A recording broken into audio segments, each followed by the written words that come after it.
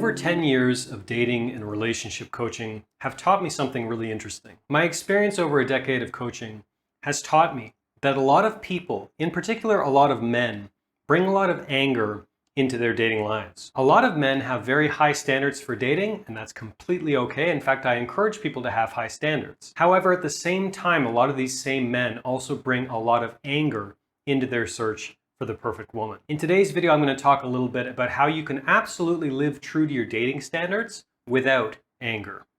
My name is Zachary Stockill, and since 2013, I've been working with men and women from all over the world, helping them overcome retroactive jealousy and helping them save their relationships. If you'd like more information about my work, or you'd like to work with me one-on-one, please visit my website at retroactivejealousy.com. So how to live true to your dating standards without anger. Number one, just to reiterate this point because it's so important, I think it's very important to have high standards. I think it's very important to be extremely choosy when it comes to who you're inviting into your life on a long-term basis. They've done endless research on this. It's crystal clear that your choice of a long-term mate is the most consequential decision you will ever make. It matters more and it factors more in your happiness than where you live, what your job is, how much money you make, etc., etc. Who you choose to spend your life with is the most consequential decision any of us will ever make. So I think it's more than just important. I think it's actually essential to be extremely choosy. By the way, I don't think there's anything wrong with men, women, whatever, having high standards and having certain non-negotiables when it comes to who they bring into their long-term dating life. If you have a list of qualities that you're looking for in someone and they're extremely well thought out and you feel strongly about them, I don't think there's anything wrong with approaching your dating life and seeing whether or not the people you're dating are matching these qualities. By the way, as a brief aside, the whole issue of dating and standards and vetting your partner, the most important variable there, I think, for everyone is time. Don't make any kind of a long-term commitment to anyone without giving them sufficient time to show you who they truly are. Because as I often say, if you give someone enough time to show you who they are, eventually they will. No one can maintain a poker face for 6 months, a year, 2 years, etc. Eventually, they're going to show their hand. So I think it's very important to give whoever you're considering inviting into your life on a long-term basis enough time to show you who they are. So how do you live true to your dating standards without being angry? Number one, I think, forget about any kind of a search for perfection.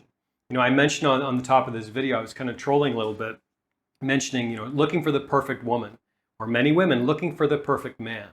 I think there is no worse word that you can bring into your dating life than the quest for perfection or looking for perfection or she's perfect or he's perfect or whatever. I think you should always resist the temptation to idealize anyone because we're all flawed. None of us are perfect. If they're human, they're imperfect. If you have two people in a relationship, I guarantee you that relationship isn't perfect. I don't care how it looks on Instagram. I don't care how it looks from the outside looking in. Stop looking for perfection because it doesn't exist. So number one, don't look for perfection. Instead, I think what you should be focusing on is looking for patterns.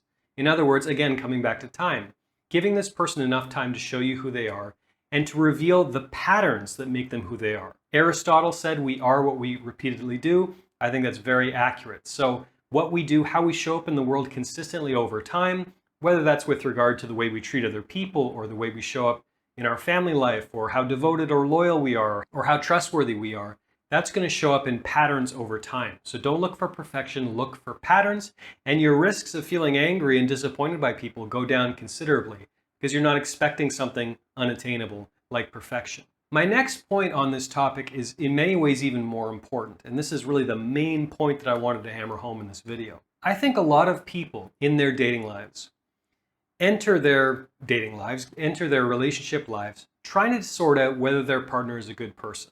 It's like, can I trust them? Are they a good person? Do they have good character? Etc., etc., etc. And often they're disappointed when they go into their dating lives with this attitude because that person is inevitably going to disappoint them, going to let them down. They have all these expectations of this person. They have all these standards that this person is not living up to. This person reveals their hand that shows, they're not perfect or they're flawed in some fundamental way, and that really makes them angry, and they go posting weird comments on social media and swearing off men or swearing off women or all the rest. So what's a better way to approach this?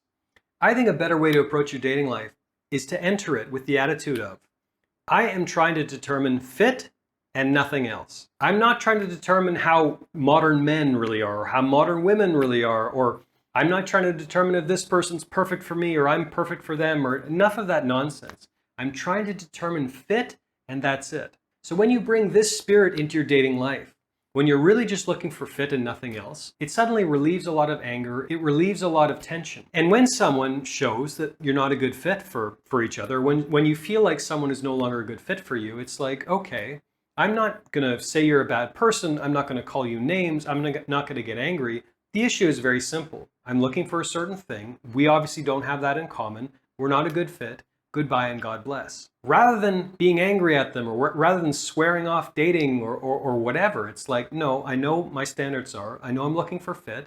We don't share the same objectives in our dating lives, in our relationship lives. We're not a good fit.